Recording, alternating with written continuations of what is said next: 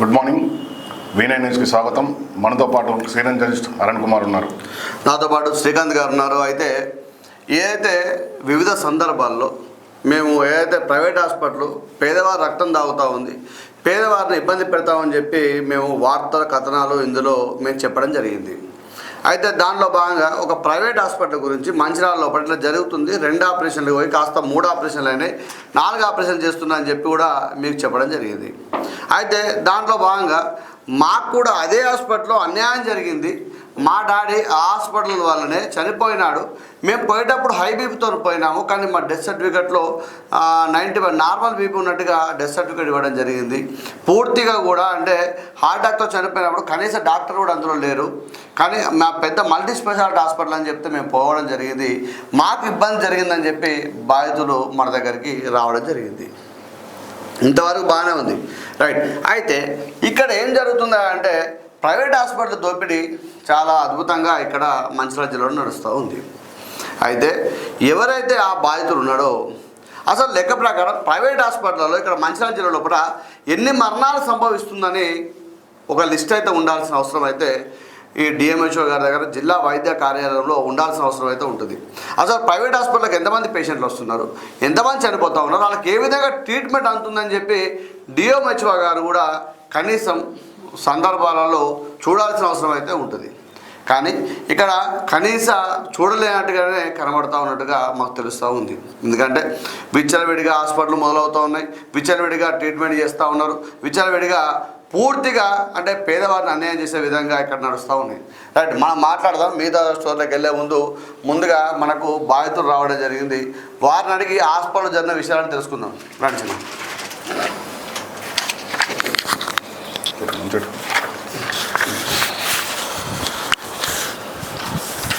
ఎక్కడ వచ్చేసిన ఎక్కడ వచ్చేస్తాం? మొన్నమరి. ఏం జరిగింది? అయితే ఫస్ట్ మా డాడీకి స్ట్రోక్ వచ్చిందన్న July 12th రోజు.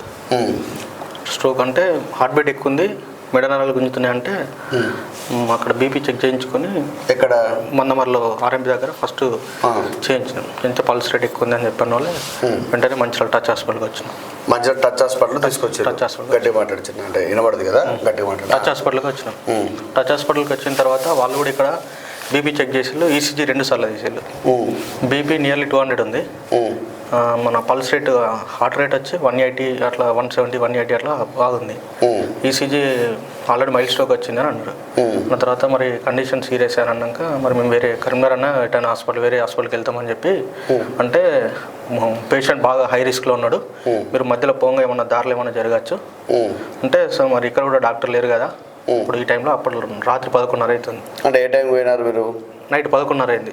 మీరు పోవడం 11:30 పోయిన తర్వాత ఆయన చెప్పిన తర్వాత 12 గంటల ఈ హాఫ్ అన్ అవర్లోనే అంత జరిగింది. హాఫ్ అన్ అవర్లో వెళ్ళిపోతామంటే డాక్టర్ వస్తాడు అంటే మరి ఎట్లా అంటే కండిషన్ ఎట్లుంది అని చెప్పంటే వీళ్ళు వాట్సాప్లో పంపించాడు, ఆయనే చెప్పాడు వాట్సాప్లో పంపిస్తే అని చెప్పాడు. వస్తాడు కదా సరే మేము అక్కడ పోయి 2 అవర్స్లో ఏమైనా జరుగుతాయి ఇట్లా అని భయంతో ఇక్కడే ఉన్నాం.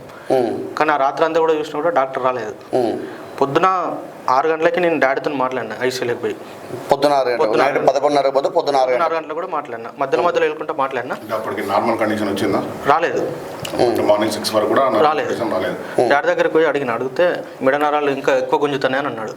ఏం కాదు డాడీ, తక్కువ అవుతుంది, టెన్షన్ పడకు, వెళ్ళిపోతాం డాక్టర్ చూసిన తర్వాత అని చెప్పినాం. చెప్పి మేము వచ్చేసినాం మార్నింగ్ 8 o'clockకి. స్ట్రోక్ వచ్చిందని చెప్పి మమ్మల్ని పైకి పిలిచేళ్ళు. పిలిచేసరికి మేము పోయేసరికి ఆల్రెడీ సిపిఆర్ చేస్తున్నారు. సిపిఆర్ చేసినాక ఇక మరి మమ్మల్ని బయటికి పంపించారు. బయటికి పంపిస్తే మేము వచ్చేసినాం, మరి ఏమవుతుందో అని చెప్పి అనుకున్న తర్వాత కాసేపటికి పిలిచి ఓకే సిపిఆర్ చేస్తే బయటకు వచ్చిండు, టెంపరీ పేస్ మేకర్ చేయాలి, హార్ట్ బీట్ తక్కువ ఉంటుంది డాడీకి, టెంపరీ పేస్ మేకర్ చేయాలంటే చేసేళ్ళు. ఆ స్ట్రోక్ వచ్చిన టైంలో కూడా డాక్టర్ లేడు అక్కడ, లేడు. ఆ రోజు రాత్రి నుంచి పొద్దున స్ట్రోక్ వచ్చారు కూడా లేడు. టెంపరీ పేస్ మేకర్ చేసే టైంకి ఏమో డాక్టర్ వచ్చిండు, అప్పటి వరకు డాక్టర్ రాలేదు. Okay, cardiology doctor. దాని తర్వాత ఆ రోజు అంతా మంచిగా ఉన్నాడు. సాయంత్రం స్పృహలోకి వచ్చిండు. సాయంత్రం మాట్లాడే ప్రయత్నం చేసింది కానీ వెంటిలేటర్ పైపు ఉంట్లో మాట్లాడలేదు. తెల్లారి కూడా మంచిగా ఉన్నాడు. అయితే ఏమన్నారంటే యూరిన్ ఫంక్షన్ స్లో ఉన్నది, డయాలసిస్ చేయాలని అన్నారు. తెల్లారి డయాలసిస్ చేస్తామని చెప్పి ఆ రోజంతా చెప్పిళ్ళు. ఒక 4 సార్లు పిలిచి ఐసీలోకి డయాలసిస్ అని, కానీ ఆ రోజు చేయలేదు. ఆ రోజు గ్యాప్ వేయడం వల్ల మళ్ళీ నెక్స్ట్ డే మళ్ళీ స్ట్రోక్ వచ్చింది. తెల్లారి స్ట్రోక్ వచ్చి సేమ్ మళ్ళీ అట్లనే సిపిఆర్ చేసిండు.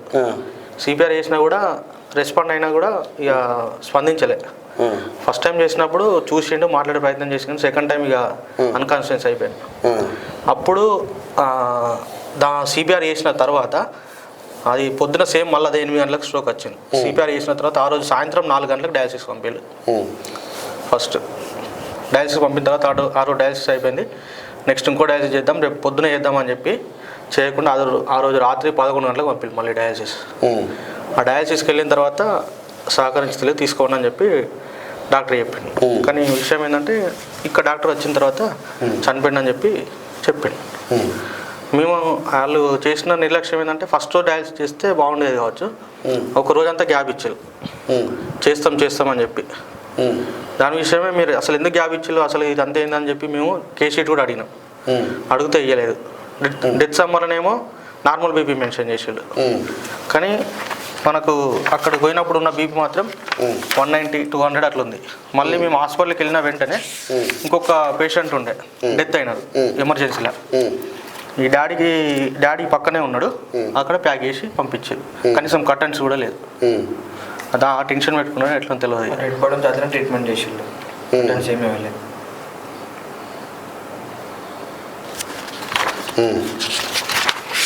అయితే మరి తర్వాత మళ్ళీ హాస్పిటల్ వాళ్ళతో మీరు సంప్రదించలే, ఇదేంది ఇట్లా ఏం జరిగిందని మీరు అడిగినారా?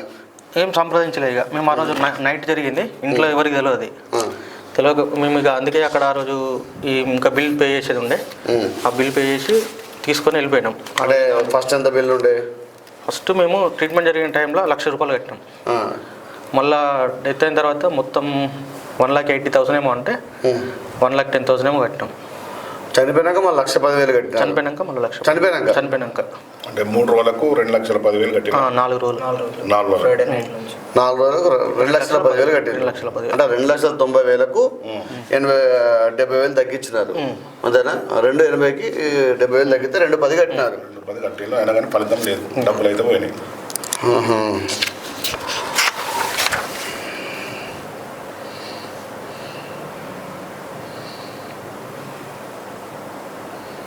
మేము వాళ్ళకి ఓడని కూడా కారణం ఏంటంటన్నా 2,10,000 రూపాయలు. చెప్పండి చిన్న. అయితే ఇప్పుడు ప్రచారం ఉంది అన్న, హోర్డింగ్స్ జిల్లాలోనే ఏకైక కార్డియాలజిస్టు ఎక్కడ లేరు, ఉమ్మడి జిల్లానే ఇదే మొట్టమొదటి ఖ్యాతి లాగా ఉన్నది అని చెప్పినాక మేము అది నమ్మి పోయినామన్న. అది నమ్మి పోయినా అక్కడ కార్డియాలజీకి సంబంధించిన డాక్టర్ లేడు, కేవలం హోర్డింగ్కే పరిమితం. హోర్డింగ్ 24/7 అంటారు, కానీ 24/7 లేదు అక్కడ. ఆ హోర్డింగ్లో ఉన్న ప్రచారాలకు అక్కడ ఉండే ట్రీట్మెంట్కి అసలు సంబంధమే లేదు. Doctor Ramesh Rathod, international cardiologist, వారు వచ్చినారా? 4 సార్లు వచ్చినట్టు రాసినారు. ఎదురు వచ్చిండు, అంటే స్ట్రోక్ వచ్చిన తర్వాత వచ్చిండు. మీరు నైట్ పోయినప్పుడు రాలేదు. పేస్ మేకర్ వేసే టైంలో వచ్చిండు, టెంపరీ పేస్ మేకర్ వేసే టైంలో వచ్చిండు. 4 సార్లు విజిట్ అయినట్టుగా వాళ్ళకి 15, ఒకసారి విజిట్ చేసినందుకు 1,500 రూపాయలతో 6 సార్లు విజిట్ చేసినారు కాబట్టి 6,000 రూపాయలు ఇక్కడ రాయడం జరిగింది. డాక్టర్ కూడా వచ్చి చెప్పిండు అన్న సండే రోజు. ఇంటర్నేషనల్ కార్డియాలజిస్ట్ అట డాక్టర్ రమేష్ రాథోడ్ గారు. డాక్టర్ కూడా సండే రోజు మార్నింగ్ వచ్చి చెప్పిండు ఈరోజు డయాలసిస్ చేస్తారని చెప్పి, కానీ చేయలేదు. ఆ రోజు డాక్టర్ బయటకు వెళ్తున్నా అని చెప్పి పొద్దున 5 గంటలకే వచ్చాను విజిట్కి. వచ్చి చూసి ఈరోజు డయాలసిస్ చేస్తారు, సెట్ అయిపోతుంది అని అన్నాడు. అప్పుడు మేము బయటికి వెళ్తా అంటే కూడా వెళ్ళనియాలి అన్న. అక్కడ నుంచి శనివారం నుంచి చేస్తాను డయాలసిస్, మండే రోజు చేసిండు సెకండ్ స్ట్రోక్ వచ్చినాక.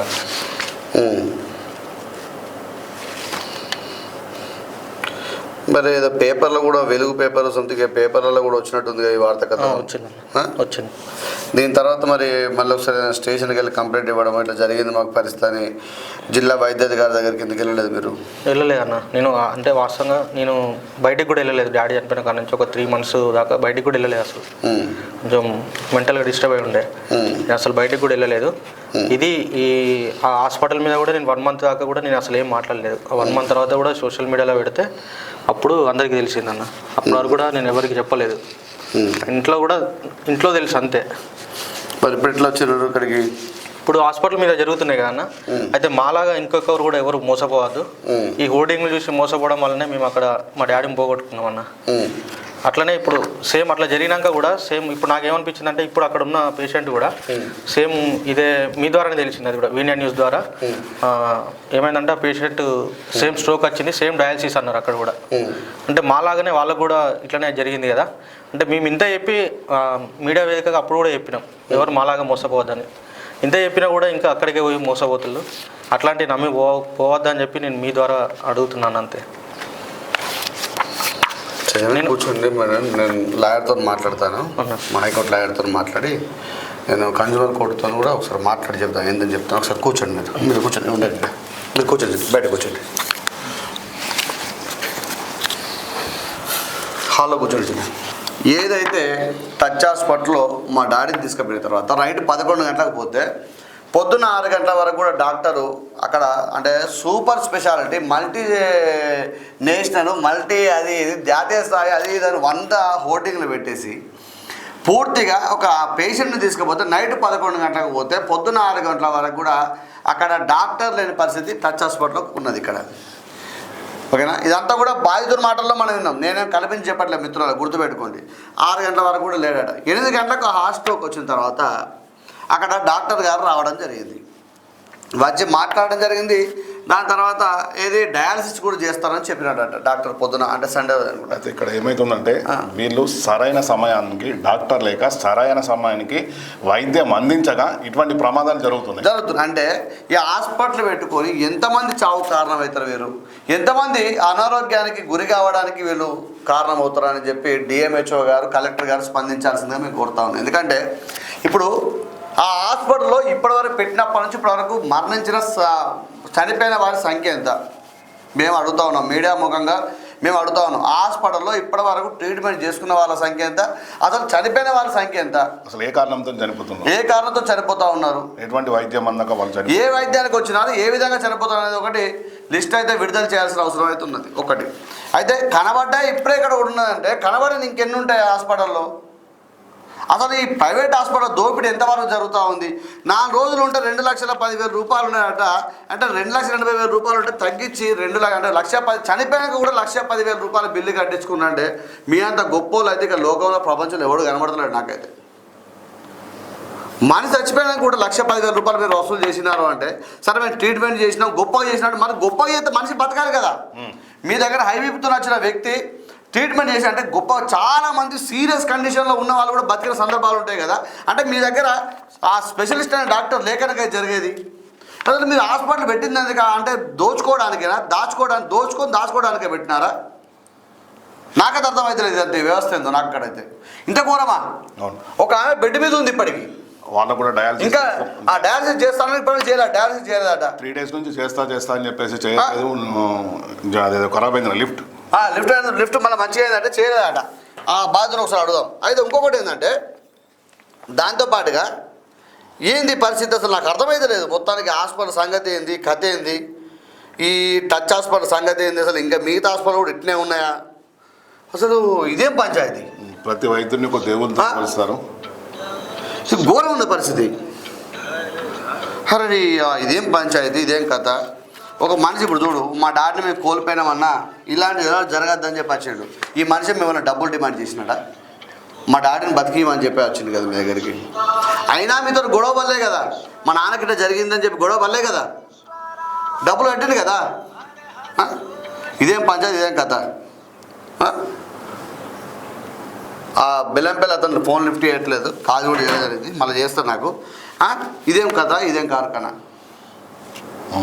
నాకు అర్థమైతే లేదు ముచ్చటేదంతా. డిఎంహెచ్ఓ గారు తక్షణమే స్పందించాలి, మీరు కలెక్టర్ గారు దీనిపైన ఎంక్వైరీ చేయాలి హాస్పిటల్ మీద. అసలు ఇది ఏంది కథ. ఇది ఒకటే హాస్పిటల్ కాదు, మంచిర్యాలలో మీ అంటే పూర్తిగా నిర్లక్ష్యపు వైఖరిలో హాస్పిటల్లో ఇక్కడ వెలిసినాయని చెప్పి కనబడతా ఉంది. ఖచ్చితంగా ప్రతి హాస్పిటల్ని విజిట్ చేసి డాక్టర్లు ఉన్నారా లేరా. ఇప్పుడు మల్టీ స్పెషాలిటీ హాస్పిటల్ అని పెట్టినప్పుడు బోర్డు తగినట్టు వాళ్ళకి అసలు ఉన్నాయా, పర్మిషన్స్ ఉన్నాయా, అసలు డాక్టర్స్ ఉన్నారా, సరైన వైద్యానికి వాళ్ళు అందిస్తారా అనేది కూడా మనకు కావాల్సిన అవసరం అయితే ఉంటుంది. కానీ ఎంతవరకు కరెక్ట్ ఇది పూర్తిగా. 2,10,000 రూపాయలు కట్టినా కూడా వాళ్ళ తండ్రి బతకపోయేసరికి ఆ అబ్బాయి 1-2 months దాకా బయటకు వెళ్ళాడు అంటే ఆ డిప్రెషన్లో పోయినాడు ఆ అబ్బాయి. 3 monthsలో డిప్రెషన్లో బయటికి వెళ్ళలేదు. 3 months తర్వాత కూడా ఎవరికి చెప్పలేదు. తర్వాత వాట్సాప్ గ్రూప్లో పెడితే ఒక ప్రముఖ పేపర్లో రావడం జరిగింది, నాకు చూసిన ఒక టీవీ ఛానల్లో రావడం జరిగింది. అంటే ఇంతవరకు ఇది కరెక్టు అని మీరే ఆలోచించుకోండి మిత్రులారా. ఇటువంటి హాస్పిటల్ నమ్మి మోసపోతారా? మీ ప్రాణాలు అరచేతిలో పెట్టుకొని బతకడం అయితే నాకైతే నచ్చట్లేదు. ఇకనైనా మీరు దయచేసి మిత్రులారా, అనారోగ్యం అయితే హాస్పిటల్ ఎంతవరకు బాగున్నది, ఏ విధంగా ఉందని చెప్పుకోండి. పేరు గొప్ప ఊరు దిబ్బ సామెత ఉన్నట్టుగా ఆ సందర్భంలాగా మీరు వెళ్ళి ఇబ్బంది పడద్దని కోరుతా ఉన్నాను దయచేసి.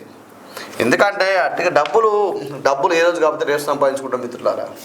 ప్రాణం పోతే రాదు. కానీ ప్రాణం పోయినా అనారోగ్యం ఇప్పుడు చూడండి, ఇప్పటికి వాళ్ళు 4-5 లక్షలు 5 లక్షలు కట్టారు. ఇప్పటికీ ఆమె బెడ్ మీదనే ఉంది. ఇంకా ఆ లిఫ్ట్ ఫస్ట్ ఎంఆర్ఐ స్కాన్ కోసం సంతకం తీసుకున్నారు, లిఫ్ట్ ఖరాబ్ అయిందని చెప్పినారట. తర్వాత లిఫ్ట్ రిపేర్ అయింది.